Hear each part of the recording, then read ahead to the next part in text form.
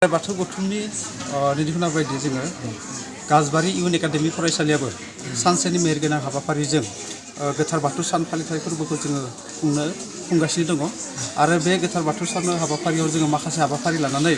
फरायसुला फरायसुलि बिगोमा फरायसालि सामलाय आफाद लोगोसे ओनसोलनि रायजो राजाफोरखौ लाफानानै जोङो गाजा गोमजायै दिनै सानसेनि हाबाफारिजों जोङो गोथार बाथौ सानखौ जोंनि इउन एकाडेमि गाजबारियाव खुंगासिनो दङ आरो लोगोसे बे इउन एकाडेमिया 2014 मायथाइयाव गायसनजानायनिफ्रायनो दिनैसिमहालागै बर' बिजोंनि गोग्गो सोलोंथाइ होनाय मावखान्थिजों फरायसालिया दिनै बर' बिजोंनि फरायसाफोरखौ फरायहोबोगासिनो दङ आरो इयुनावबो बे फरायसालिया गोबां थांखिफोर दङ जायफोर थांखिखौ लानानै दिनै इउन एकाडेमिया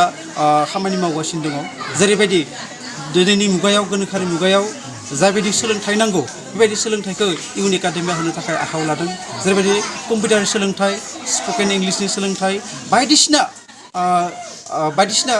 कारिकुलाम सोलोंथाइफोरखौबो नैबे इउन एकाडेमिया दिनै होनो थाखाय थांखि लादों ओंखायनो जों नैबे नोंथांमोननि बिजोंनि गेजेरजों जों खावलायनो नागिरदों गाजबारि इउन एकाडेमिया कामरुप जिल्लानि सिङावनो थानाय माने आगोमा गंसे फरायसालि जाय फरायसालियाव फरायनानै गोबां फरायसाफ्रा नैबे फरायसालिनिफ्राय माने मोजां फिथाइ खालामदों जेरैबायदि एबसुनि दैदेननायाव टेलेन्ट सार्च आनजादाव उथ्रिसारनो हादों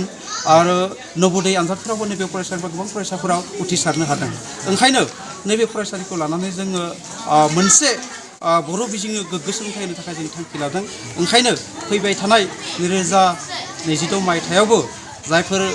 बिगोमा बिथांमोना बर' बिजोङाव गावनि फरायसाफोरखौ मुं थिसनहोनो सानदों नैबे जोंनि गाजबारि इउन एकाडेमि फरायसालियाव मुं थिसननाय हाबाफारिया सोलिगासिनो दङ आरो जों बर' बिजोंजोंनो माने गोग्गो सोलोंथाइ होनायनि बिथांखिखौ जोङो आखायाव लानाय जादों मा बुंगोन जिहेतु नैबे नोंथांमोननि एरिया जिहेतु गुबुन हारिजों हारिनि गेजेराव जिहेतु थानाय मोनसे ओनसोल बे ओनसोलावबो जिहेतु बर' बिजों फरायनाय फरायसाफोरा ओंखारबोदों बेनि सायाव मा जोङो बेखौनो जोबोद गोजोनथावना मोन्दों जिहेतु नैबे फरायसालिनि साखाथि फाखाथि थानाय ओनसोलफोरा गुबुन हारिनि दा बेयाव जोङो बर' बिजोंखौ फरायनानै गायसननानै जों जोबोद गोजोननाय मोन्दों गुबुन हारियाबो जोंखौ मिथिदों जे बर'हादि मोनसे बिजों दङ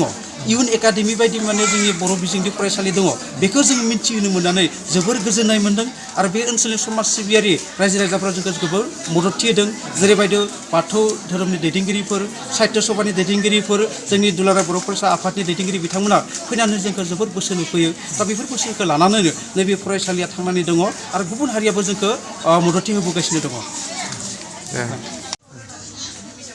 आं 7 थाखोआव फरायो आंनि फरायसालिनि मुङा इउन एकाडेमि गाजबारि दिनैनि बे गोथार बाथौ फुजायाव नुजाथिफैनाय गासै फोरोंगिरि बिथांमोन आदा आब' फंबाय बिनानावमोननिसिम आंनि खुलुमनायखौ बावहरनाय जायो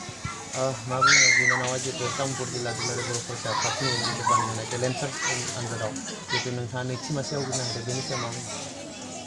आं जोबोद गोग्गानाय मोनदों माबोरै फरायदोंमोन बिनानावा जिहेतु टेलेन्ट सार्च आनजादखौ लानानै आं एसेब्लाबो मोजाङैनो फरायदोंमोन बेसेबां सम फरायदोंमोन जिहेतु सानसेयाव